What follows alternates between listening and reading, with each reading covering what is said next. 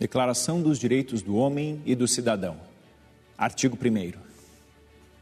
Os homens nascem livres e iguais em direitos. As distinções sociais só podem fundamentar-se na utilidade comum. Artigo 2º. A finalidade de toda a associação política é a conservação dos direitos naturais e imprescritíveis do homem. Esses direitos são a liberdade, a propriedade, a segurança e a resistência à opressão. A Declaração dos Direitos do Homem e do Cidadão, elaborada em 1789 pela Assembleia Nacional da França, é o documento que traduziu a ideologia da Revolução Francesa.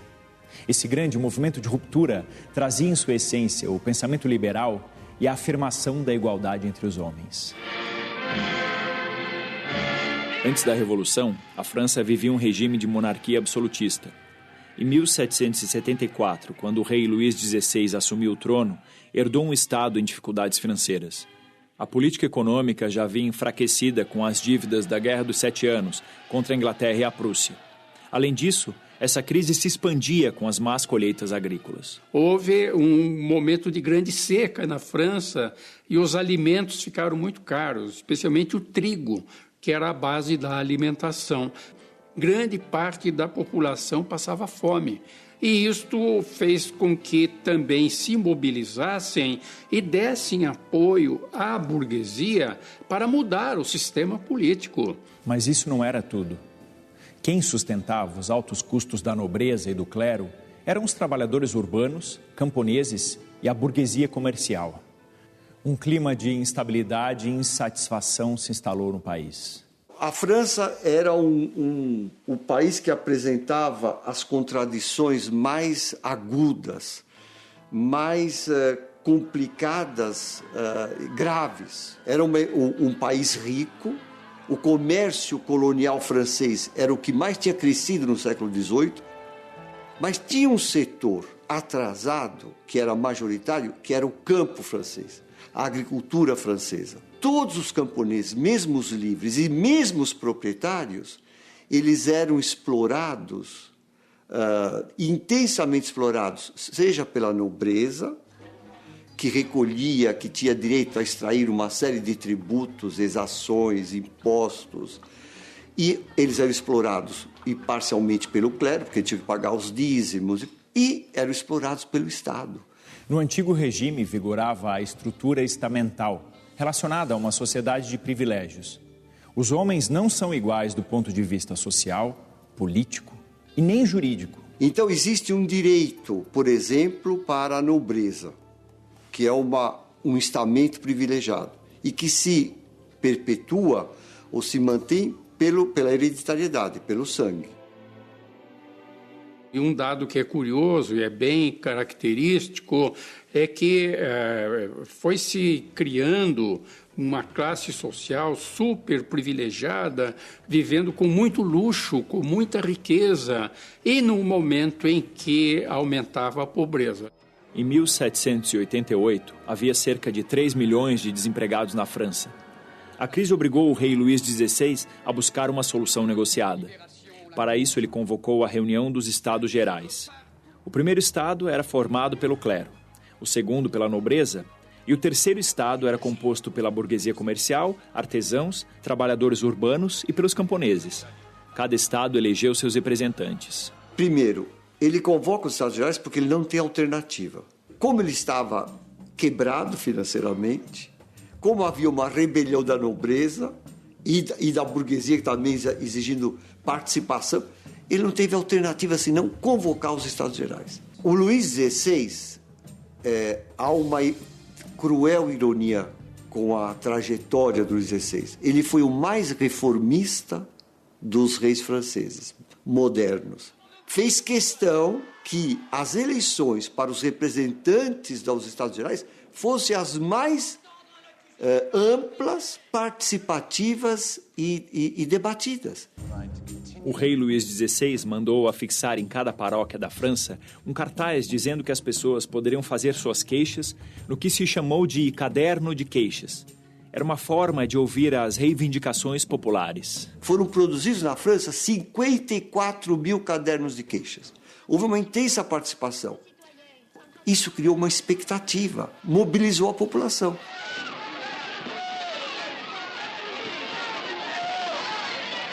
Pressionado pela corte, que era hostil às reformas, o rei Luís XVI não levou em conta as queixas feitas pela população e não fez nenhuma concessão para melhorar as condições de vida de milhões de camponeses e desempregados. Quando a notícia se espalha de que ele está fazendo isso, a população de Paris, que já está mobilizada, se levanta. A população está mobilizada politicamente porque ela se envolveu no processo da escolha dos representantes aos Estados Gerais. Mas ela estava mobilizada pela fome. A rejeição contra o regime absolutista foi se agravando até que, em 14 de julho de 1789, ele sofreu um golpe devastador. A Bastilha, fortaleza que funcionava como prisão e que representava o antigo regime, foi tomada por uma multidão disposta a enfrentar as tropas reais. A Revolução Popular começa com a tomada da Bastilha em Paris e depois a notícia se espalha por toda a França e em toda a França o poder estabelecido cai como um castelo de cartas, como se houvesse bastilhas em todas as cidades francesas. E aí vão acontecer duas coisas muito importantes.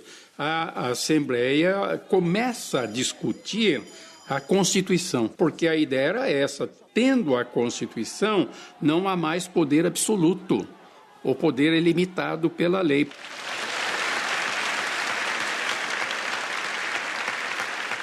Em 26 de agosto daquele mesmo ano, pouco mais de um mês depois da queda da Bastilha, a Assembleia Nacional Constituinte elaborou a Declaração dos Direitos do Homem e do Cidadão. Ela representou uma ruptura radical contra o antigo regime. O rei não foi deposto e começou um período de monarquia constitucional na França. Então, o negócio é fazer uma declaração que seja realmente universal, que seja realmente radical, que pense o homem não numa dimensão provinciana de um país, não, o homem no seu sentido mais universal, né? Então é isso que dá à Revolução Francesa essa coisa fascinante, não é? E modelar, ela se torna um modelo, um paradigma. De qualquer maneira, a semente francesa foi útil. Ela foi útil para despertar essa ideia, para que as pessoas começassem a pensar no ser humano como titular de direitos fundamentais. Essa ideia de que há direitos que nenhum governo pode ofender, nenhum governo pode tirar, e que são direitos de todos.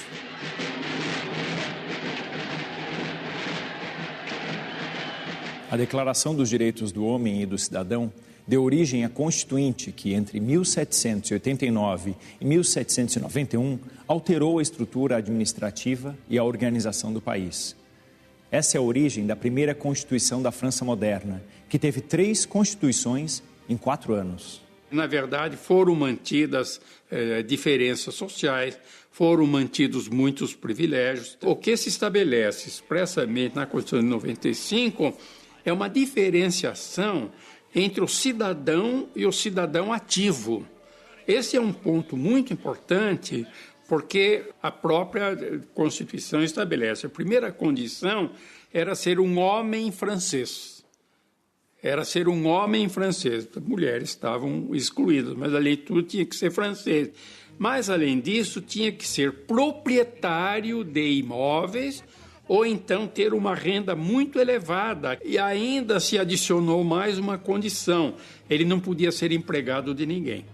Se ele fosse empregado de alguém, não era cidadão ativo. O problema é que existe uma tradição que vem desde os gregos e vai durar por todo o século XIX. Qual é essa tradição? É a de que o indivíduo ele só tem cabeça para pensar, ele só pode ser um cidadão pensante se ele estiver liberado do trabalho, se ele for um proprietário, se ele puder dispor de lazer, ócio, para se instruir e participar da política. Quem trabalha com as mãos não vai ter autonomia, vai ser um homem, vai vender a sua força de trabalho. Ao vender a sua força de trabalho, ele vende inclusive a sua mente. Nessa época, o iluminismo era forte na França.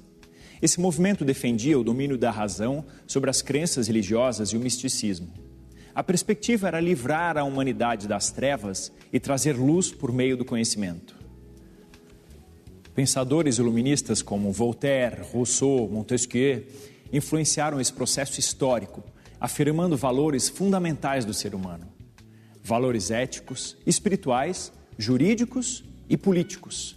Esses pensadores do iluminismo exerceram influência, sim. Assim, por exemplo, quando Rousseau fala na igualdade, isso é muito importante e vai acabar produzindo efeitos. Foi extremamente importante a contribuição de Montesquieu, que já fala na separação dos poderes. Separação dos poderes exatamente para que não houvesse um poder superior, absoluto, que pudesse tudo. Mais tarde, a ruptura com o antigo regime cresce, com a derrubada da monarquia e a implantação da República na França, em 1792. Esta nova fase da Revolução Francesa ficou conhecida como o período do terror. O poder executivo era formado, de um lado, pelos girondinos, com posições políticas moderadas, e de outro pelos jacobinos, mais radicais. O jacobino Maximilien Robespierre tornou-se o grande líder político, com poder ditatorial para vencer as pressões internas e externas contra os ideais revolucionários. É nessa época que, acusados de traição, o rei Luís XVI e a rainha Maria Antonieta são guilhotinados.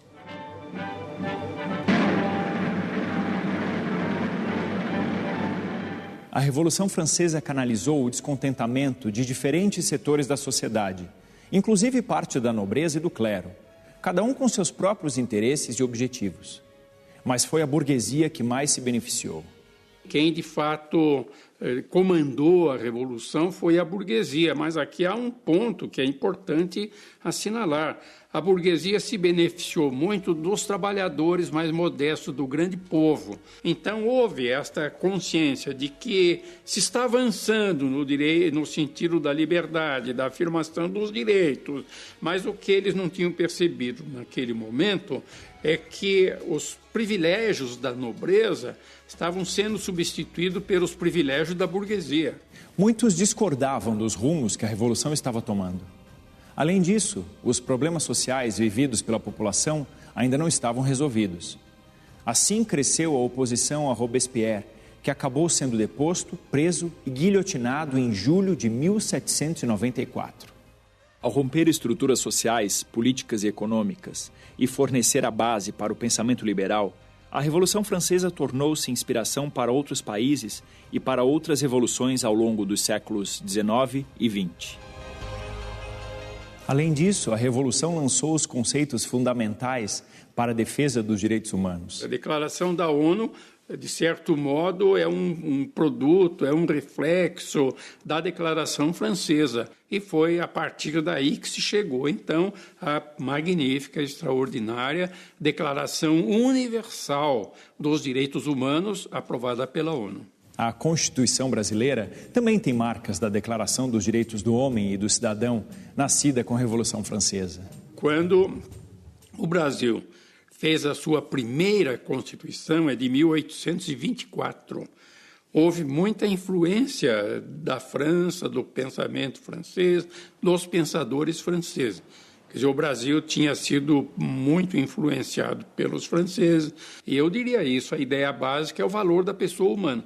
O pensamento liberal, a livre competição, a defesa da propriedade e da liberdade, o trabalho livre e o fim das barreiras alfandegárias são alguns dos desdobramentos da Revolução Francesa. Eles contribuíram para a expansão do capitalismo e para a consolidação da burguesia como classe dominante. Esse é o exemplo da Revolução Francesa para a sociedade.